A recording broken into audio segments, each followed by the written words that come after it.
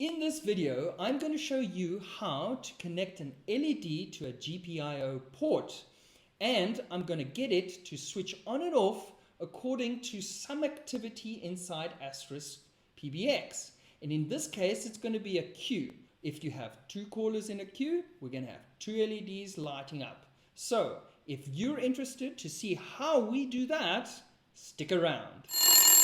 Hey guys, thanks for joining me. My name is Conrad Vet and this is Innovate Asterisk.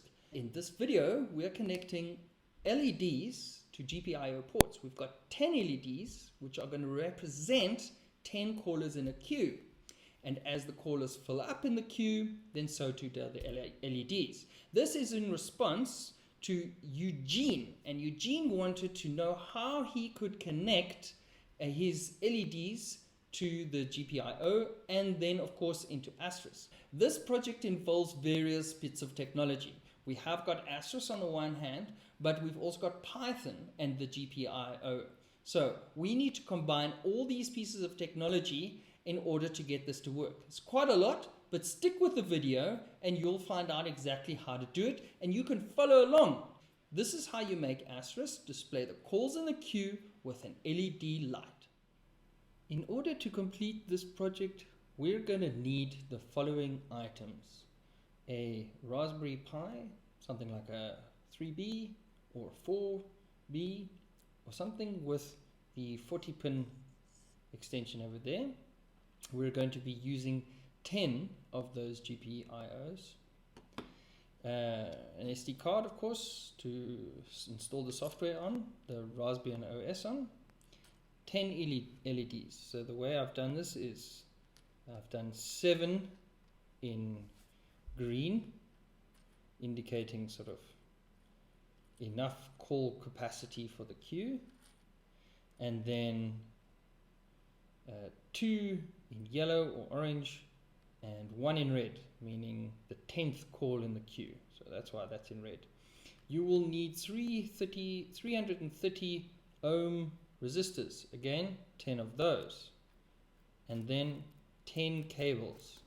Actually it's 11 cables because we will use one as the grounding return feed, and then each of these are actually designed to line up with each of the LEDs, except I didn't have enough green cables, so I've used 3 blue ones. So I have 10 cables, one for each LED, the red one, 2 yellow ones, and 7 green ones. Then you will of course need a breadboard development board of some sorts like this. So the way these breadboards work, development boards work, is quite simple, because if you turn them upside down, you see there are these little tracks over here. So what happens is that all of these here on this side, all of these are connected together like that, and all of these are connected like that. Now you can take them apart kind of pretty easily, alright, but we're going to leave it together.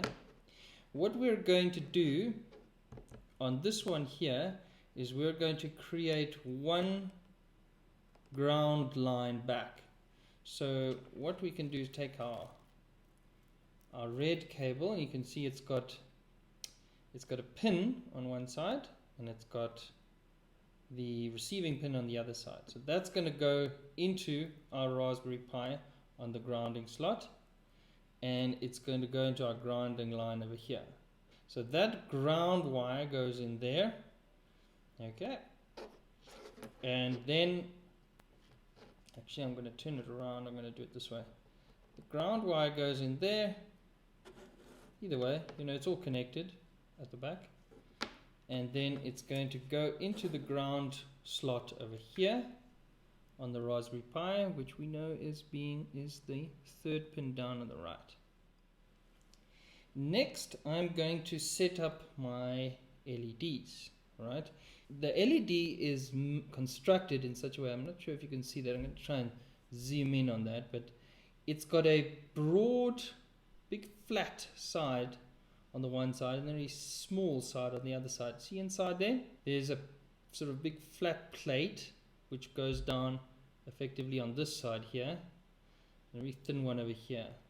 You can actually see as well by the length of the pins, right? The one pin is longer than the other. Now the longer pin is the positive and the negative is this little pin over here. But the way I always tell the difference, quite simple, there's more ground, right? So whenever you look at the LED and you think to yourself, what's more, ground or not? Well, there is more ground. So you want to line this thicker part of the LED up with ground. Effectively want to go back in to the ground pin over there, and we're going to do that with a resistor wire. So our wiring diagram is to take this pin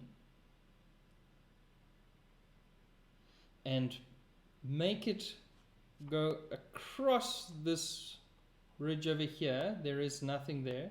So this pin here, which is along this grounding line here, goes across and at any point inside here, remember all of that is one long line there. This is going to hop over this gap. Now I can show you there is no connection between there and the rest of the board, and that is why we're going to use our resistor to do that. So we're going to bridge that gap with the resistor and come in on any one of these points over here. Okay, you with me? So I've got a cut resistor, so I can just show you. Right, I've cut the little cables on either side. Let me show you on the green. Yeah, that's much clearer. Okay, so these cables, this little wire on the one side here has been cut, and so has that been, and that will make it quite easy for me to pick up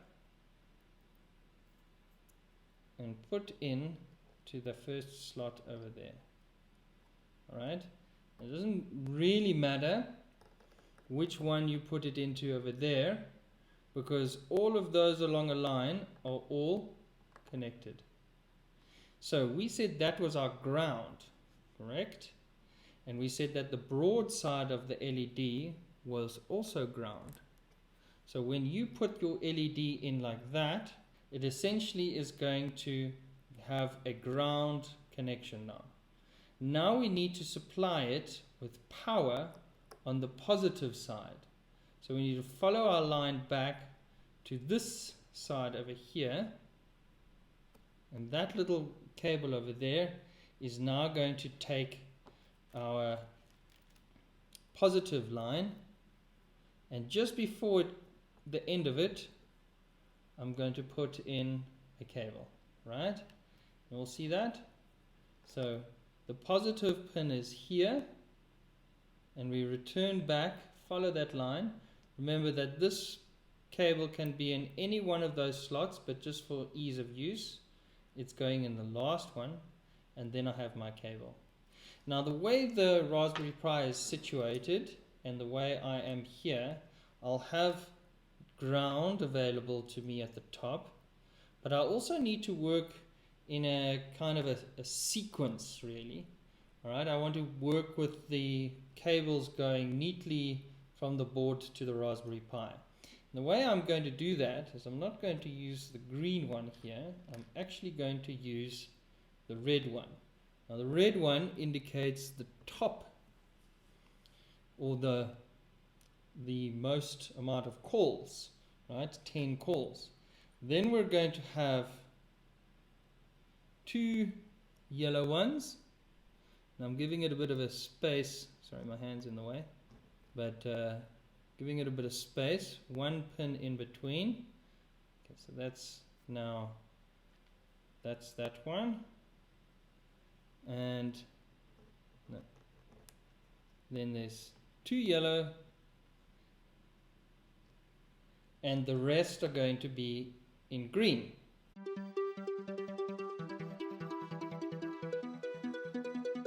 right, so that sort of fits quite nicely. I've got one gap in between, except for the bottom is quite bunched up there, but that's fine. I've got my 10th call in here, 9th, 8, 7, 6, 5, 4, 3, 2, 1, or no calls. No calls will of course be nothing going on inside here. I have my cable for my positive, which I'm now going to use a red cable for. Okay, and that is going to go into one of the GPIOs, and I'm going to show you which one now. Then I can do the same for all the others, and I can put resistors in all the other things. So let me do that now. Okay, I have now put all of the resistors here for each of the negative cables. So for each wiring it's the same. Coming down the negative bar, bridging across the gap and onto the negative terminal on the LED. Alright, so all of these LEDs are now wired with a negative line. So let's go and put in the positive line. So I have now put all the cables that feed it power, essentially those ones over here. These are going to come off the GPIO of the Raspberry Pi. The Raspberry Pi on the GPIO can produce 3.3 volts at about 50 milliamps, which is enough to power this LED. And of course, you will have your resistor in place, your 330 ohm resistor. Although it's on the negative line, it doesn't really matter, because as long as it's somewhere in the circuit, it will resist the flow of electricity that comes in on this positive line through the LED and then flowing back onto the ground plane, so long as it is in some point in that circuit. It will slow the flow of electrons down, which means that it will not affect your Raspberry Pi, or it won't short it out or blow it out or anything like that. It is technically speaking possible that enough flow of electricity over that GPIO or a short out of that GPIO will in fact result in damage on the board. So just remember to use your resistors, your 330 ohm resistor, just to slow the whole process down. It doesn't really affect the way the circuit is built or anything like that. It's just quite important to have it in. So now we've got all 10 LEDs, and we need to connect them to our GPIO. Now I need to show you something on another website. It's at pinout.xyz, and in there is the breakdown of the Raspberry Pi pins. And the reason why we're going to look at this is because what we need to do is we need to find 10 pins which are available. So if I look at the Raspberry Pi in the same orientation as this, with the one securing hole over there and the other securing hole over there, and the GPIO slots along the right hand side here, which is effectively sort of looking top down onto your Raspberry Pi, it'll show us that this pin here, top right, and the one underneath are both 5 volts supply for this Raspberry Pi, or it supplies power. Either way, doesn't matter. So you will either get 5 volts or you can supply it 5 volts. It's essentially a positive track, and those two are bridged together. It's the same thing. So 5 volts over here, and then ground underneath. So there's another ground there, there, there, there, there, and there. Oh, and one more over there. Enough grounds.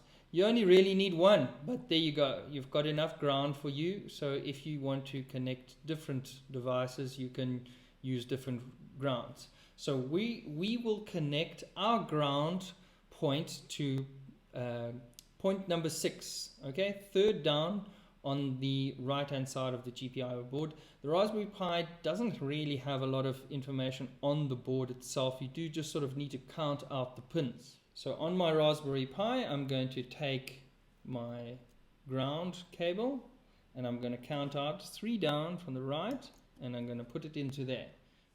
Let's find 10 other GPIO pins that I could use. So I'm looking here and I can see I've got this one here,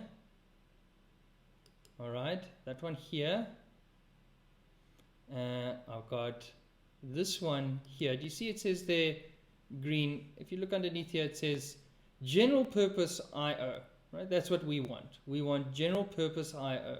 Now technically it's possible to reprogram or reuse these other ones for our own uses. But let's say we want to combine this project with something which uses the SDA and the SCL. So I don't want to interfere with these pins.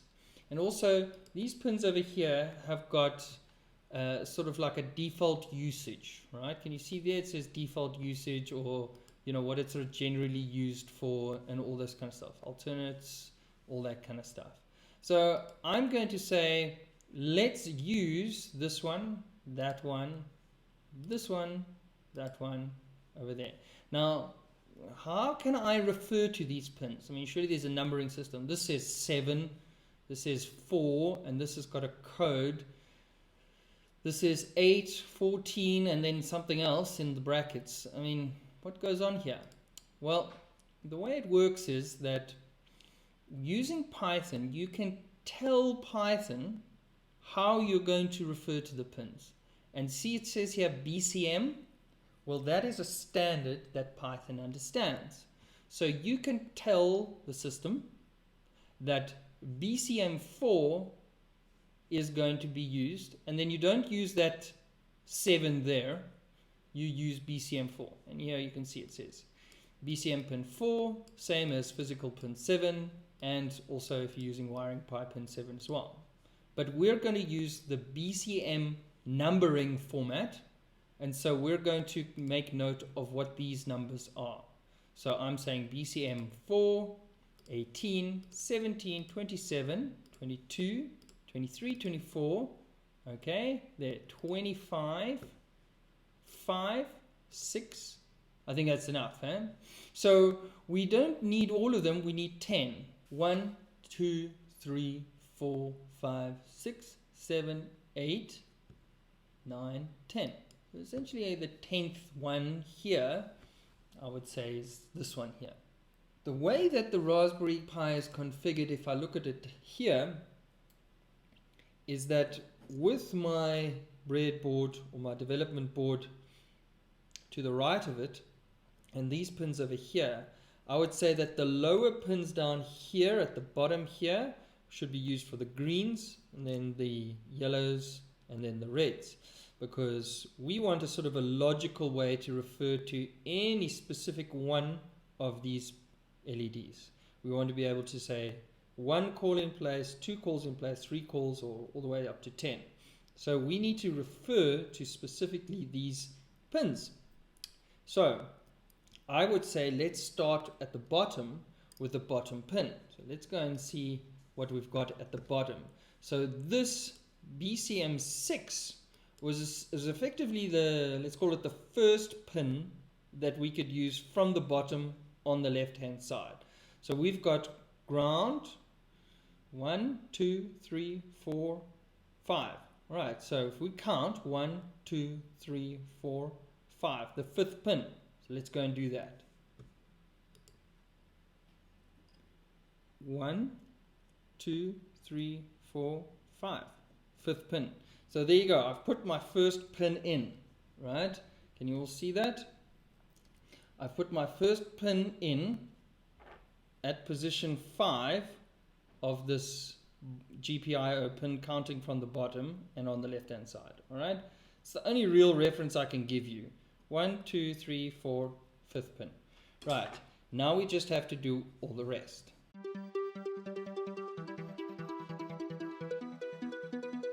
There you go. I now have all my pins in place. These cables are now referring specifically to pins on our board which we are aware of. Okay, so now we have our Raspberry Pi wired up. All 10 LEDs are connected via the development board to a specific GPIO pin which we can put power through to switch on the LED. And so now we need to install Raspberry and OS onto our SD card. And to do that, we go to the raspberrypi.org website and download the installer. Over on raspberrypi.org, I click on Downloads, and then I choose the installer or imager program for my operating system. If you've already installed this, you don't need to do it again. The imager program is quite simple. I simply click Choose OS over here. I'm going to choose Other and Raspberry and Lite. I'm then going to put the SD card in the computer. I'm going to choose card. It appears, and I click enter my username and password, click OK. Before we can use this SD card, we need to eject it and put it in again, because we need to write SSH file to the disk. So let me open up a terminal window and type sudo nano volumes, and it'll be boot SSH password. Now that I have my SSH file, I can go Ctrl O to output it and confirm the name. It now wrote one file. X to exit. To confirm, I can say cd volumes boot ls -cell. There's my SSH file. That will mean that when the Raspberry Pi boots up for the first time, it'll enable SSH so we can directly connect to it. Back on my Raspberry Pi, I'm now fairly carefully going to insert the SD card into the back of the Raspberry Pi with the gold pins facing the PCB. I'm then going to take my network cable, insert it into the network slot. I need that so that I can connect to it via SSH. I'm then going to take my power cable. This is the normal Raspberry Pi power cable, and I'm going to power on my Raspberry Pi. Not sure if you can see it, but there's the little light that's coming on there. It's now booting up for the first time. Back on my terminal, I should be able to connect to this device via SSH now. So let me go SSH Pi, default username, at Raspberry Pi.local. Okay, now it's giving me this warning because I've logged into this computer before under a different fingerprint, so I'm just going to fix that quickly.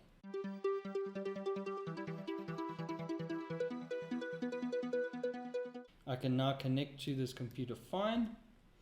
The default password for the Raspberry Pi is Raspberry.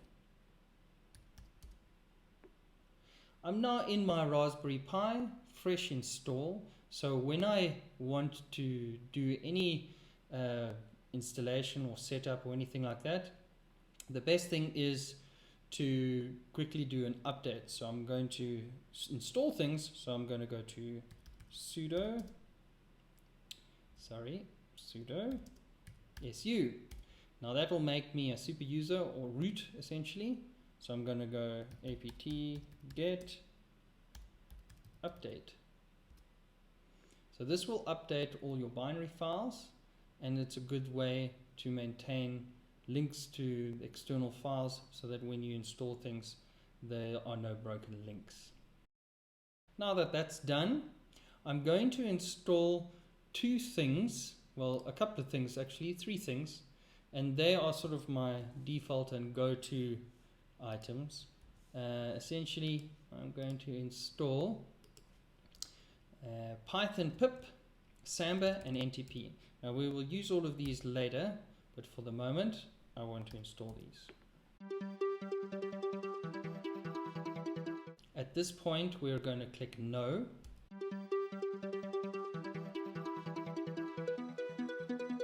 Excellent, all the files are installed. To confirm, I can go date, and it should be the correct sort of date.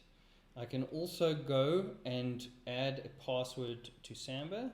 So I go smb password minus a for add. Pi is our current username, and it's going to ask you for the password. Remember, the default password was Raspberry. And again, excellent. I've now added the Pi username to the Samba system so that it can keep it synchronized from now on. Then I need to edit my smb.conf, and at the bottom of this file, I'm going to ignore everything else in these settings. I'm going to just add my own share by way of this section over here. Innovate asterisk, the path is on the root. I force it to be a user, so Control S to save it, S to exit, and then I need to restart the service. So I'm going to say service smbd restart. That restarts the service, and I should be able to access this through something like Visual Studio. So let's go and connect to this server remotely. I'll need to click here.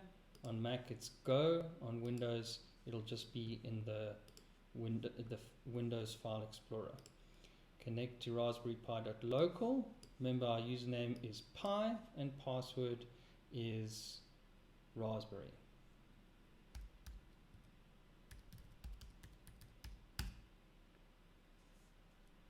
I choose Innovate asterisk, and I now have access to the file system.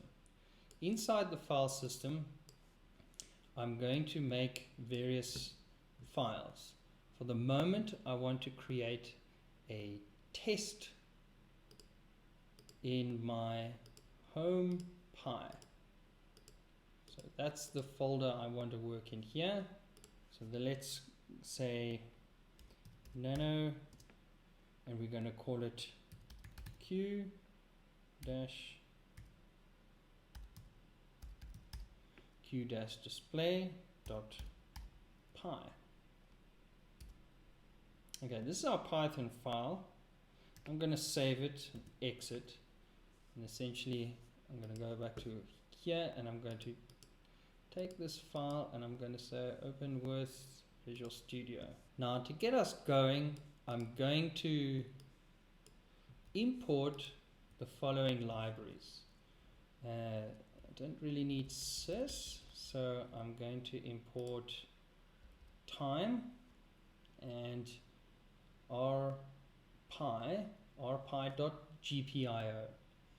and I'm going to call that as an alias GPIO. And then I'm going to start with some variables, and I'm going to say my GPIO pins are going to be as follows. Now remember, over here, we're sort of done with that for now. Over here, we had all the pins, and we started here at BCM, remember BCM, 6, and then we went to 5, 25, 24, 23, 22, 27, and then 18, 17, and 4. Now that was our sequence. So essentially, naught calls in a queue would be no LEDs on. One call would be BCM 6. The reason why that's important is because we need to create an array of all of those pins. So the way we're going to do this is we create a GPIO pins array with the BCM numbers as we had them. So one LED is 6, 2 LEDs is 6 and 5, 3 LEDs is 6, 5 and 25, and etc. 24, 23, 22, 27, 18, 17 and 4. So let's double check that a bit. I can bring that down and to the side. How about that? Okay, so we said it's 6, 5, BCM, look at that BCM number. BCM 6, BCM 5, okay, then 25, 24, this one, 23, that one, 22 across here to this one, 27 up to here, 17, or actually we cross over, 18, then 17, so 18, 27, 18, that's this one, 27, and then this one over here to BCM4, that's the last one. Now most of these, if you have a look, most of these here don't have any purpose, any default thing in it, anything in a bracket. Can you see here? It says here GPCLKO. So that's probably referring to something in a clock, some sort of clock speed or some sort of frequency going on there. 17 doesn't have anything. This one has a PWM and it says PWM0. Okay, and that's cool, but all of these other ones didn't really have anything. There's another PWM, but nothing by default set up on them. And that's very interesting because of the following. Have a look here. Can you see that, and you will only really be able to see if you're building this with me, but there's actually a small light on at the moment. There you go. Can you see that glow? Right? That LED is not off. That LED is actually on because there is a small current running through that circuit.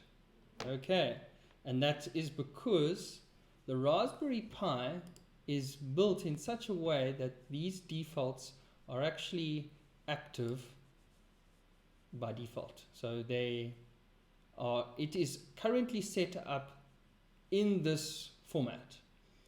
Now we need to programmatically erase all of that in our own code. In other words, we need to essentially reset all of these pins. We need to say switch them all effectively off or on or do something, okay, so that we erase any default programming. So I have created 4 definitions, 4 functions. Now in Python, a function starts with this word def. All right. Now there's a lot to Python that we're going to cover, and there's a lot of things that we do in this video. And one of them will be around Python and how to use Python. But essentially, what we do here is we take our GPIO pins array. We don't make it global. Do you see here inside def, I don't make it global because I'm only iterating through it and I'm not going to be altering it. And I don't want to alter this. This array is essentially fixed, cast in stone. That is our LED array. Essentially saying that when no lights are on, none of these items are on. When light 1 is on, that one is number 6, GPIO pin 6 is activated, and so on. Now the way GPIOs work is that when you use the keyword, the function output, you're essentially going to write a value or write something to the GPIO. So you say output and you give it the GPIO pin number. Now in the way Python works, the for loop takes I as a variable and populates it with an instance of each one of these array items. So I in the first iteration will be 6. In the second iteration will be 5, right? So at this point here, I here will be, first iteration will be 6, and then 5, and it'll basically iterate through all of those. So when I write this GPIO.high, it's sort of like a bit of a electronics reference for saying put the power through of this pin. All right, so we are saying high is 3.3 volts, and we're saying low is no voltage, and that will switch on and off the pin.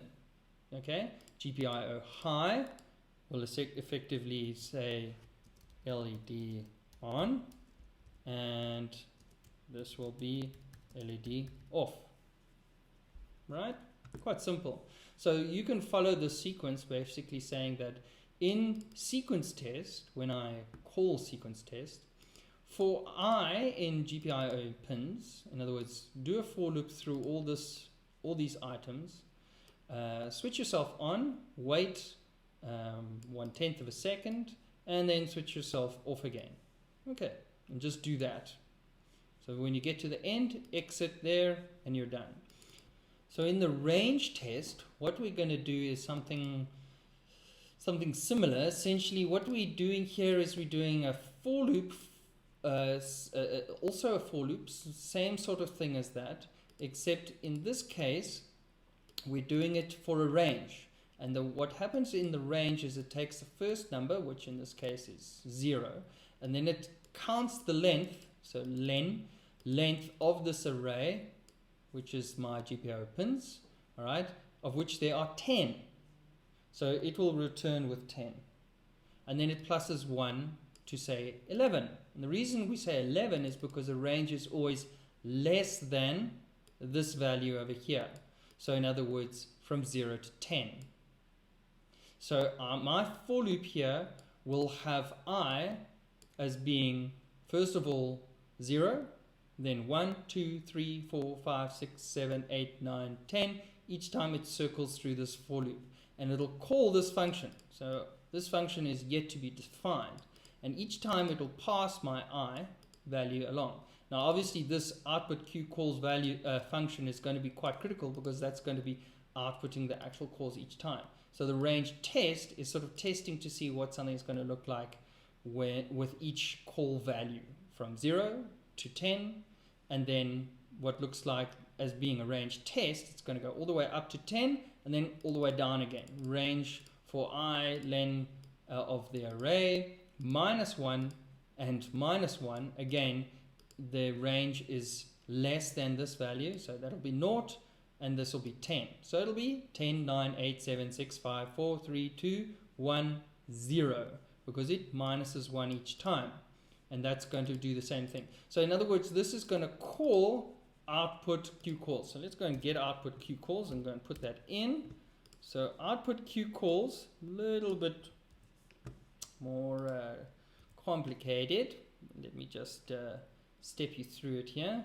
So first of all, I'm doing some sanity checks. I'm saying if calls, this value that was passed through, that's this output Q calls here. If the output Q calls is less than 0, like a negative value, then just reset calls to 0, right?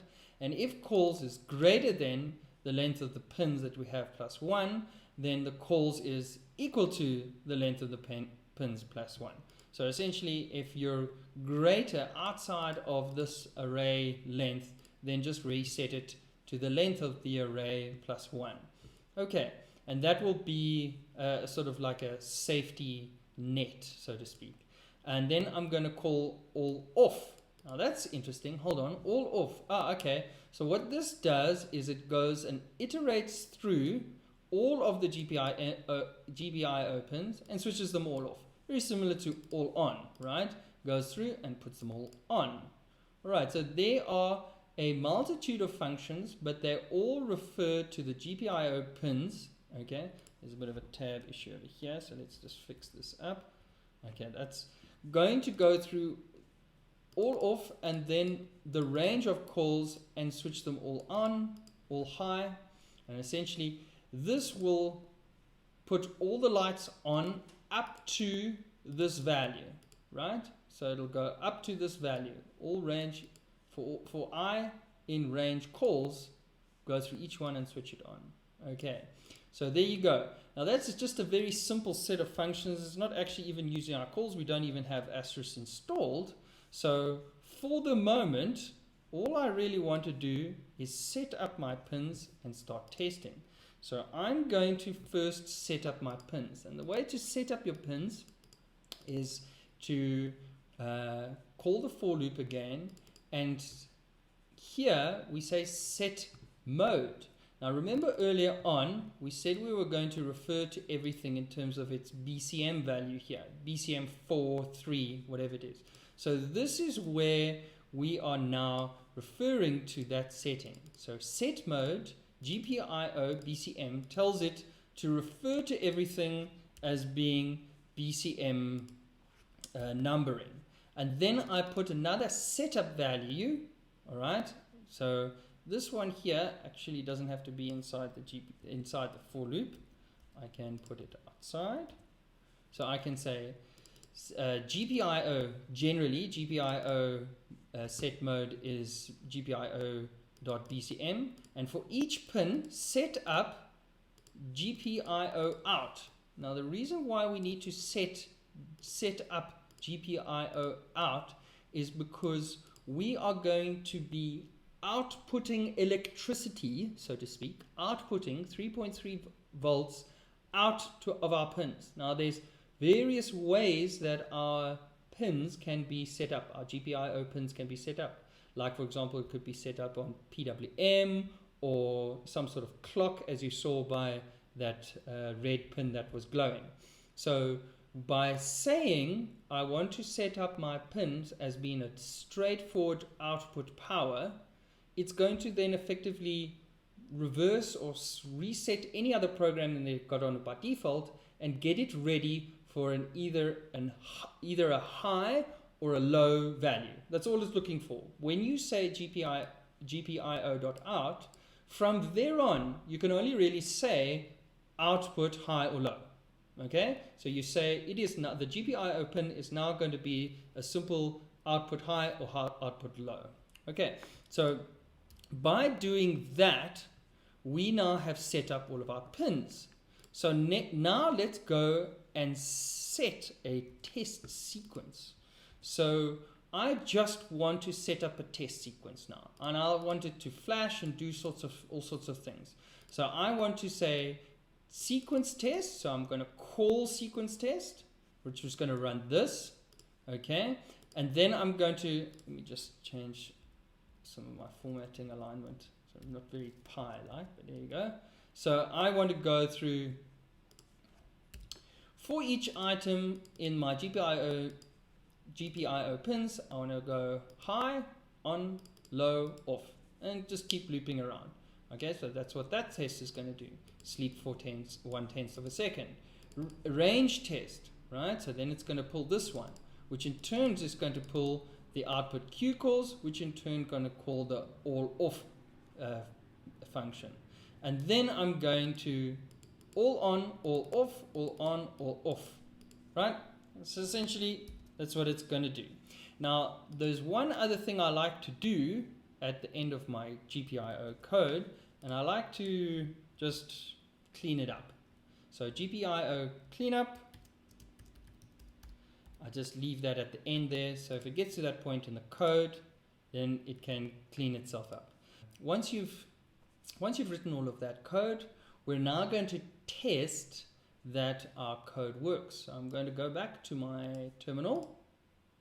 In order to run this code, I type Python and then the name of the file. So it's qdisplay.py, and then you simply press enter. So let me change to this close-up screen and then hit enter.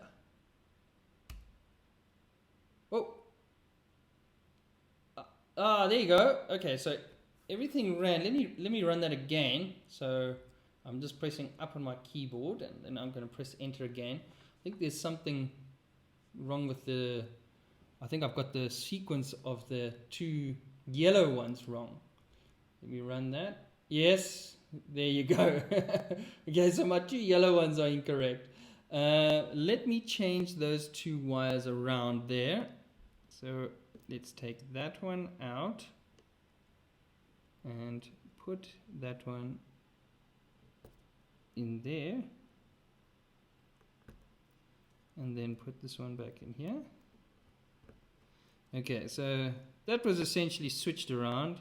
You might have something similar in yours. Let's run that again. Up with the keyboard.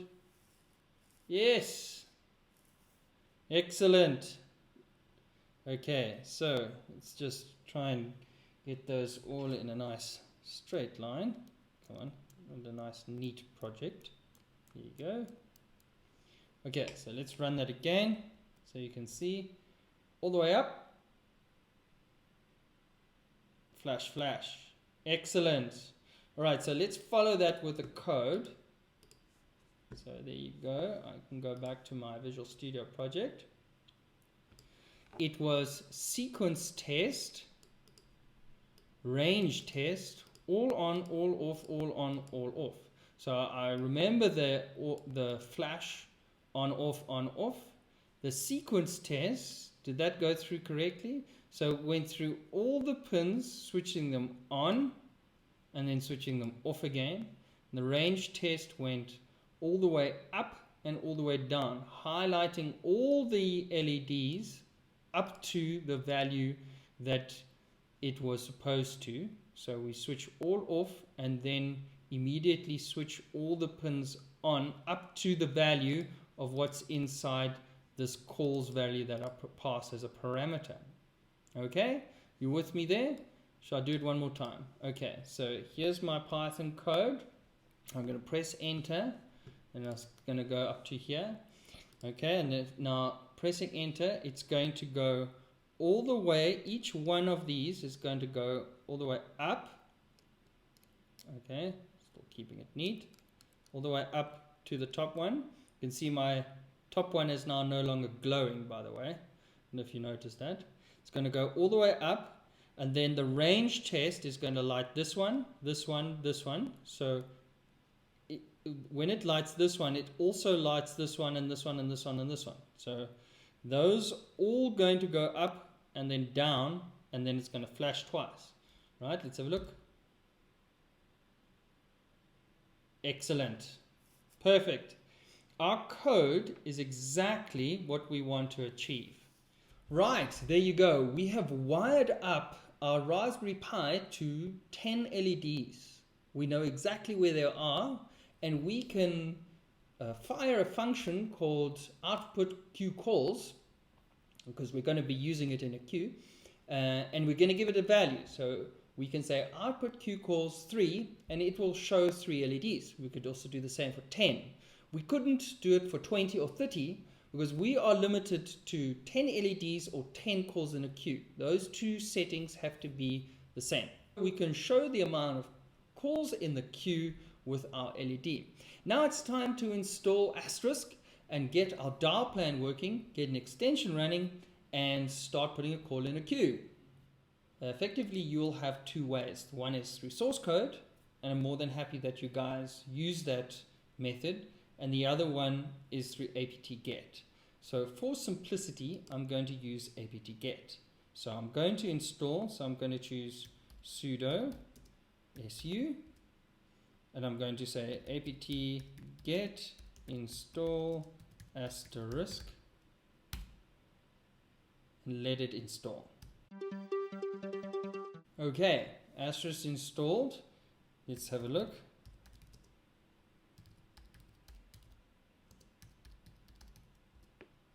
Asterisk is installed and running. Now I'm going to go and set up Asterisk. So let's exit this and say sudo asterisk -r. Okay, and use tab to see what we've got here. Okay, so we've got a lot of things in here, and I've got a phone extension busy trying to register. So let's go and set up SIP and make our sip.conf. Now you'll remember that when we connect to this server remotely, to the Raspberry Pi remotely, under etc.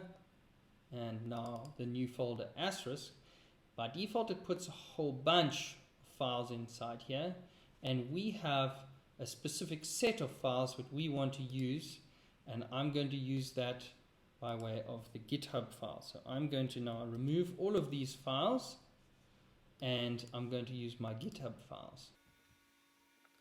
So I'm probably going to need to install Git, so I'm going to say sudo su. I'm going to say apt get install git. Excellent. Let's exit that. I'm now in my Pi login folder, and I'm just going to say git clone. On the GitHub website, we simply go to innovate asterisk LED. We click on clone or download. I copy the Git file over there, and I paste it over here.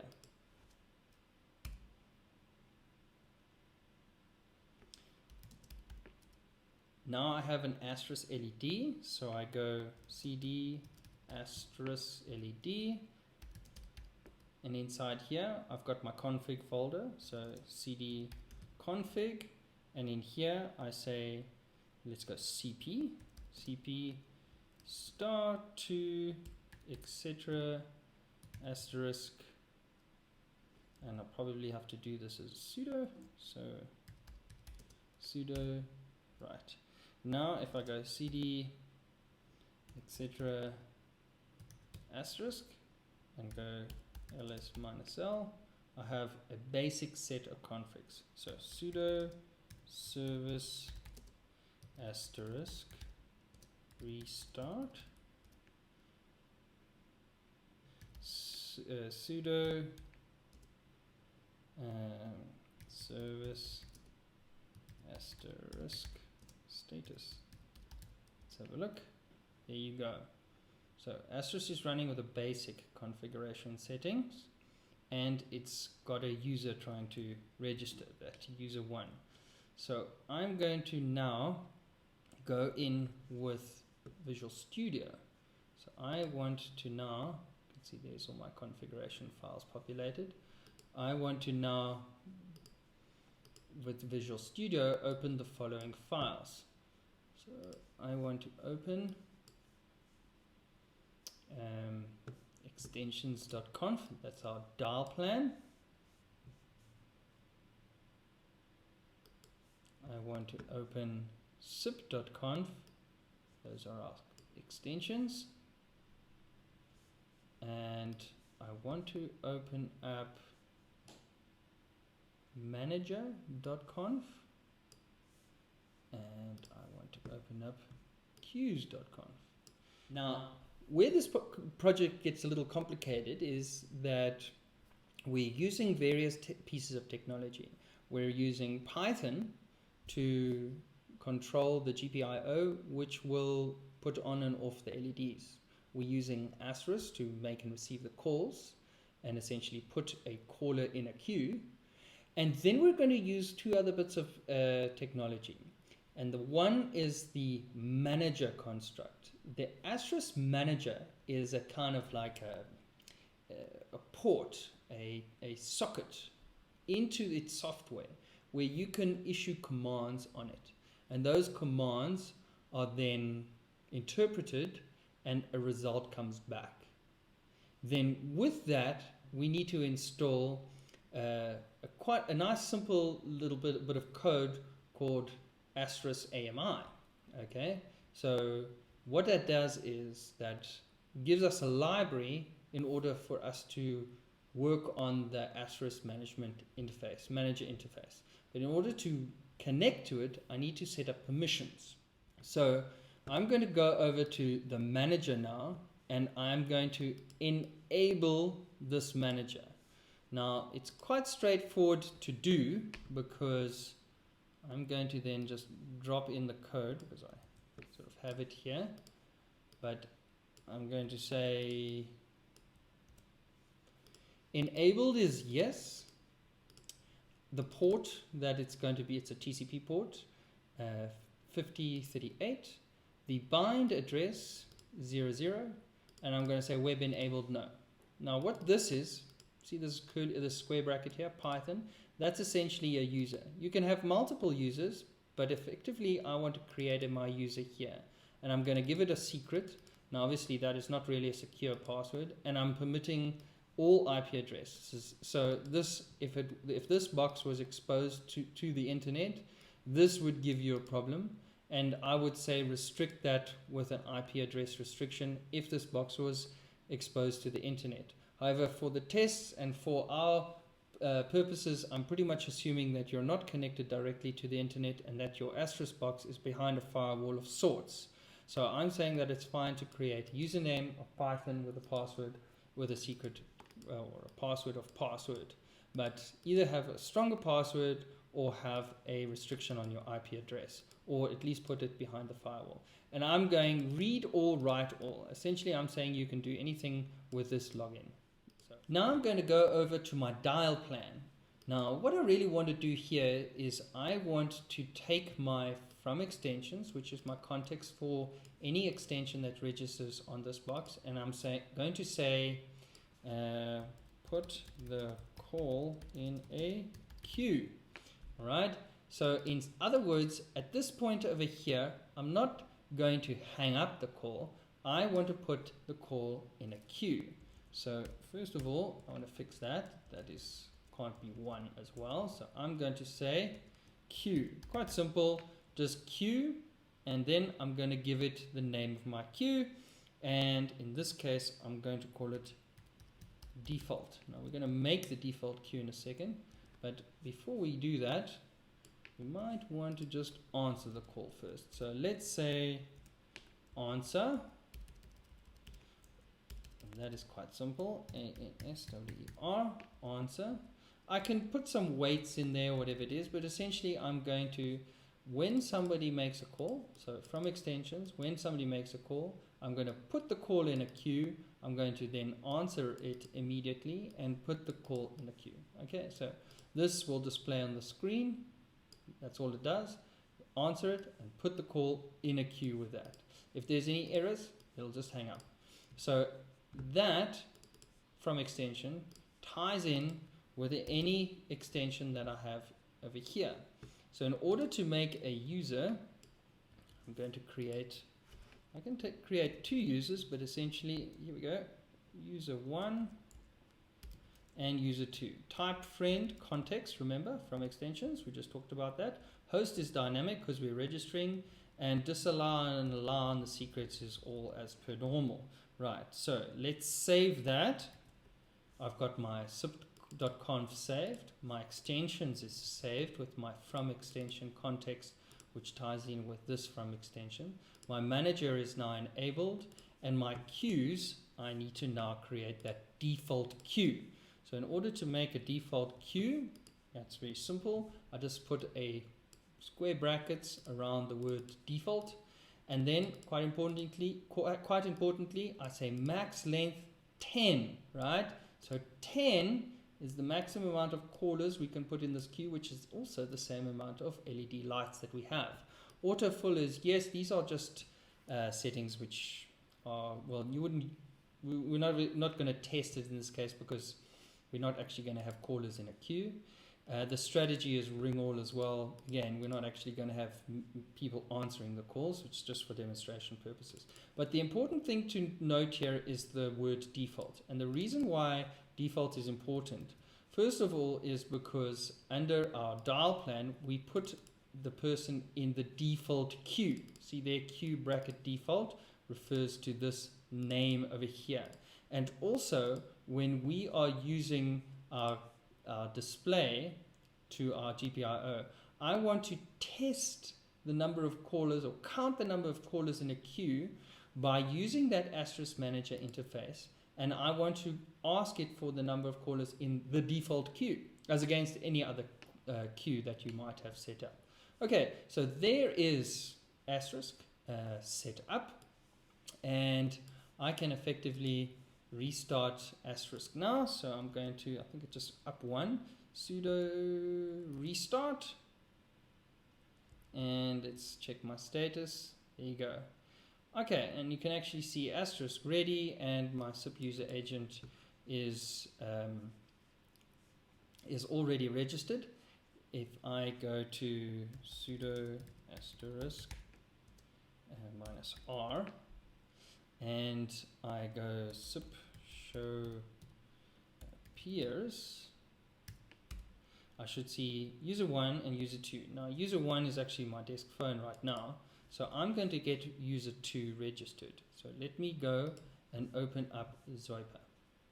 Inside Zoiper, I'll have user 2 already set up, but effectively if you want to go here and you go to accounts, you can add the users over here. So add user, but I already have it added. It's this account over here, user 2, the secret was 1234, and these are the details over there.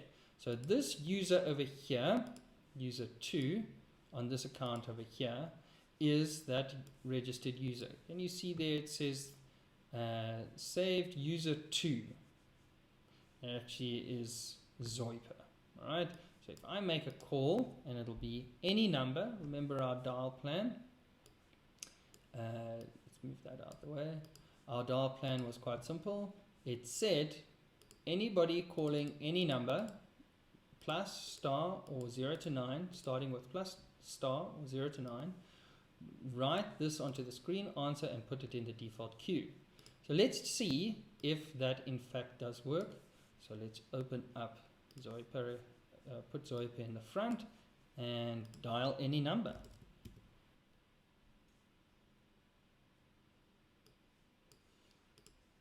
There you go. Queue default. The caller is in the queue. So by this we can say we put the caller in the queue. Do you see there, queue default? So let's go and see what that looks like. So I'm going to say queue. Okay, you see I pressed Q and then just press tab, and then if I press tab again, I'll get all the different options. Looks like there's something there. It says show, right?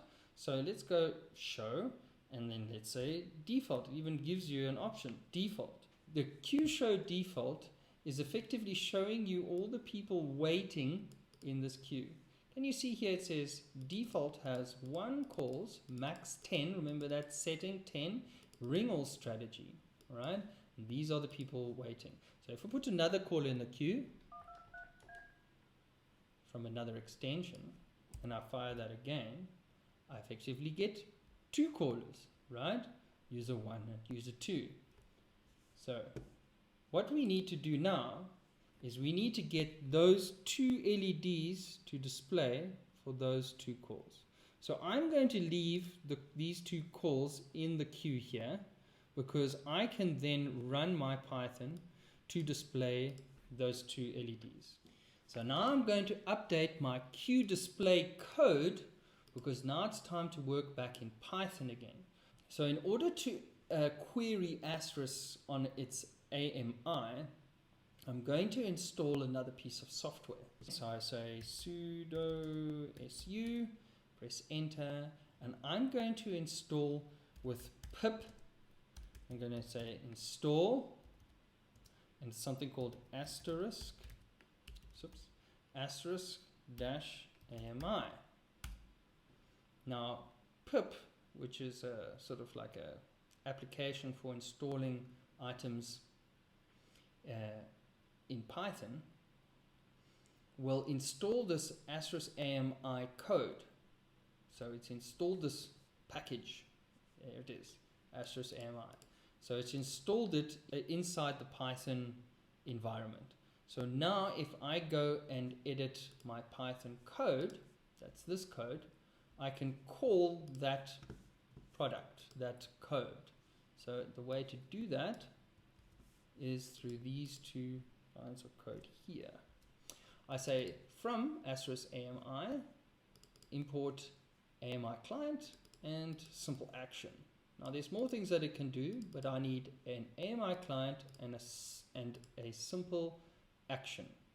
Now I'm going to go down to this point over here, because if my testing is done, and I'm saying connect to asterisk, right? So let's connect to asterisk at this point.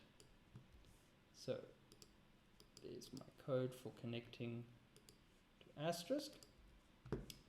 I create a client variable and I say AMI client, which is this one here, AMI client. AMI client address is this box, 127.0.0.1, and the port, remember, is the same as this one here, port 5038. So that's this one over here, and this is this box, of course.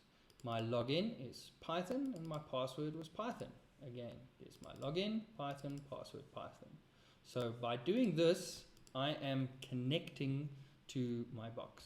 Now there's sort of one initial configuration that you need to do on an AMI connection, and that is to tell it to send the events back to your code. Now events are things that occur inside asterisk which you want to know about.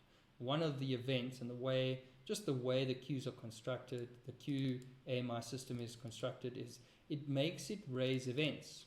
So in order to create a simple action, I call this method, right? You will recognize simple action from here, right? Simple action, all right? So in order to fire a simple action, I give it the events, essentially word. Okay, I'm sending that action through, and event mask is on. I want the event mask on.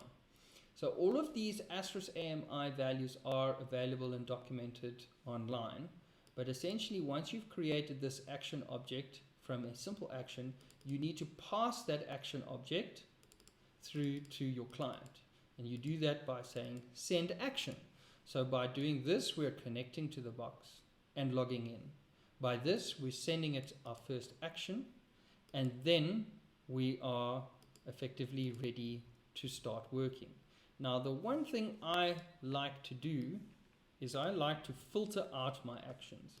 So all these actions here are all very nice and everything like that, but there could be a lot of them. So once I create my client, I also want to create a filter. I create my client, I log in, and then I create an event listener, right, of this method event listener with a whitelist of queue status complete and queue entry complete, queue entry. Don't worry about what those two values are. Let's log off. Log off. Okay.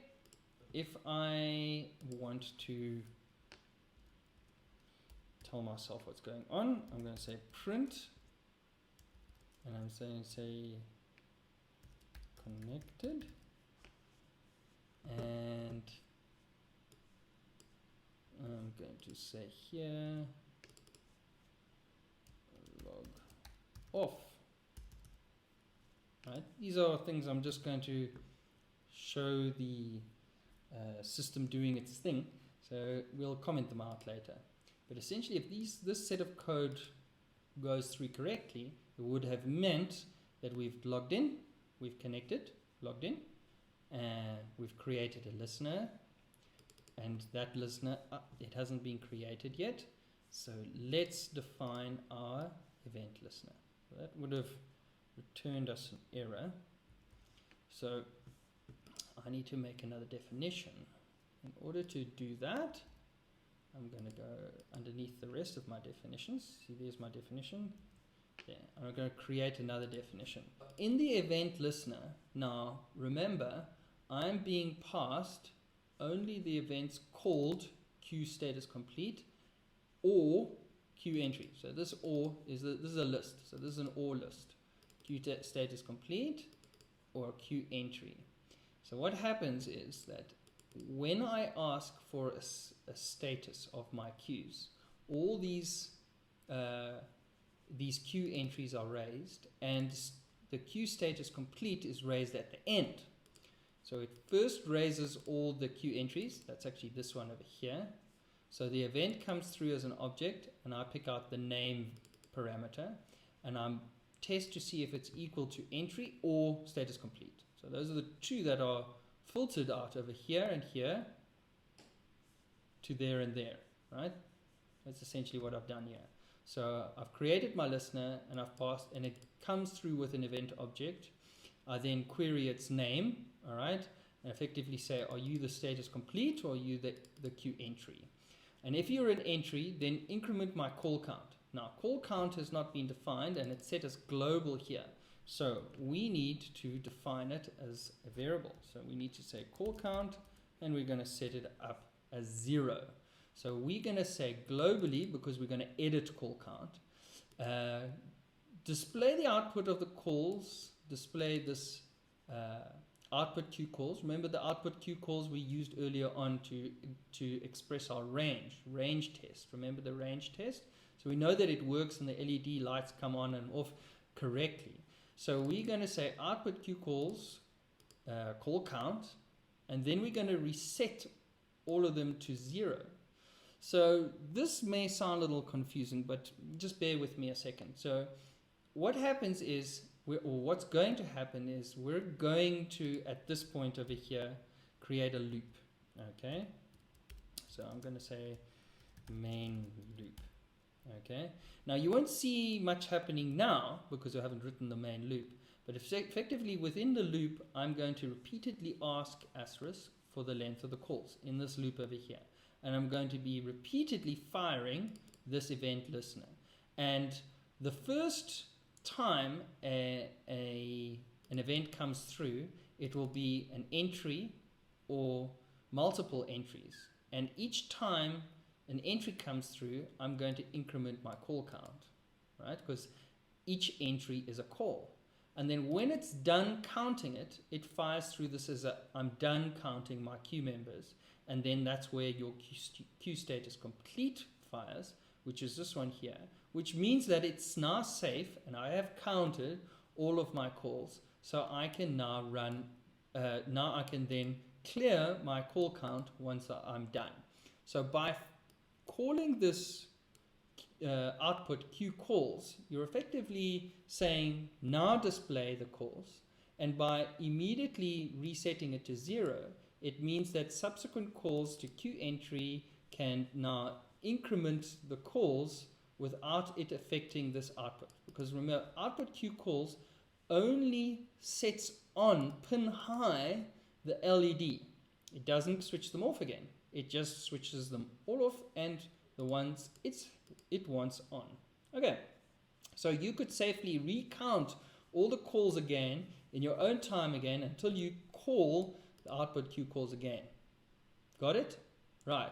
So there is no main loop. There's no while loop. So this code will execute in a sequence and clean up and end afterwards, right? But we will see by our comments that we've made if our code has worked. Okay, so I need you to get back to your root directory. You can use cd and then the tilde sign to get back to your root directory. And inside here, ls -l will give you this qdisplay.py. So we're going to say Python, and we're going to say qdisplay.py. Press enter. Effectively what happened, it said connected, log off, no errors. Right, so let's see what we got. We got this code going connected, log off. So we had connected and log off, which meant that our code connected to the asterisk box, sent the username and password, added the event listener, created this simple action and sent it, and then logged off and, well, said log off and logged off and cleaned up the GPIO. Okay, happy with that? You've now created an action with AMI and you've controlled your LEDs. So let's go and put that main loop in. So if I go down here, I'm just going to copy the whole lot in because I have it written for you. While true, so in other words, forever, try execute this code. And if there's an error, print this, but continue to go around.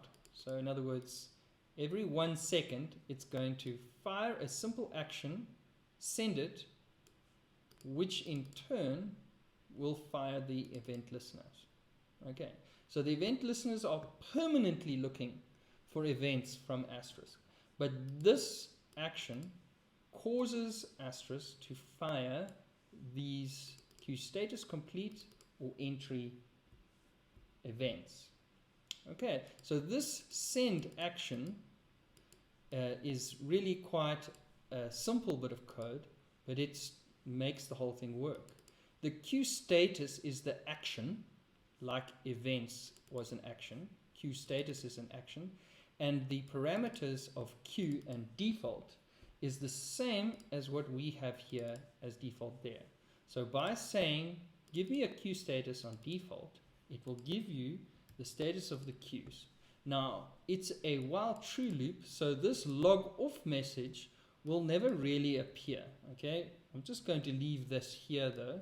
There is connected, and that's fine, these events over here, and I think it even prints out by this print event name onto the screen what it's doing. So let's go back to our terminal now and press up and fire off the code.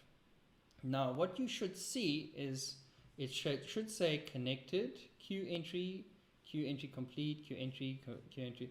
Now do you see it says the queue entry twice? So what it's actually doing is it's saying there are 2 callers in a queue. But the most exciting thing to look at is the fact that we've got 2 LEDs displaying. Alright, so now let's go back to Zoiper. Okay, I'm going to cut back here and I'm going to kill this call. Hang up. Now I'm going to go back to here and I can see I got 1 call. So I'm going to stay on that and I'm going to add a few more calls. So I'm adding another one. There's another call and there's another LED on. I'm going to add another one. 3. Another one. 4. Another call. Another call. Another call. Ooh. 9 calls. 10 calls. There you go. So let me show you what's happening on the screen. Here is Zoiper with all of the 9 calls in the queue. There you can see them all there. Alright, so those are the calls in a queue. Remember, I've got 1 call from my desktop. Let's go and have a look and see what Asterisk makes of all of this. Right, inside Asterisk, I can now go, remember, queue, show, and what's the next one? Default, right? And there you go. 10 calls in a queue, 1 from user 1 and 9 from user 2. Remember, I've got 1 on my desk. Let me hang up the one on my desk. Okay, there you go. I've hung up this one. So now if I go show queue show default, I will only have the user 2 calls, and there'll be 9. Let's have a quick look at my LEDs. There you go. 9 calls. Let's slowly disconnect all of the calls. So I've gone now back to my desktop. Okay, I'm going to now disconnect or hang up each one of those calls. Can you see? I'm now hanging up 1, hanging up 2. There you go. Let's have a look. I've got show default 7 calls. So how many LEDs have I got? 7 LEDs. So there you go. All your queue calls are now represented by an LED. Essentially, the LED will light up and light down according to the number of callers in a queue. It's a fairly logical sort of representation of a queue, and of course you can modify this however you like. It's completely up to you. But I hope you enjoyed my video, And I would encourage you, please subscribe to the channel if you haven't already. And I really like to get your feedback. So if you like it, then, like the video. If you didn't like it, or if you want to leave a comment or anything like that, go ahead, absolutely fine. Thanks for watching. Goodbye.